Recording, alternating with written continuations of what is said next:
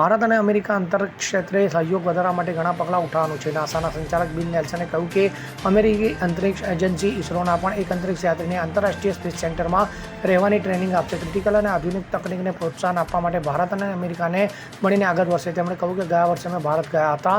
માનવતાની ભલાઈ માટે ભારત અને અમેરિકા સાથે મળીને કામ કરવા તૈયાર છે. મહત્વનું છે કે નાસા અને ઇસરો સાથે નાસા ઇસરો સિન્થેટિક અપર્ચર રાડાર એટલે કે નિશારને લોન્ચ કરવા જરૂર છે. આ મિશનને ક્લાઇમેટ ચેન્જમાં અમે ઉકેલ મેળવવા સહયોગી થઈ શકે છે.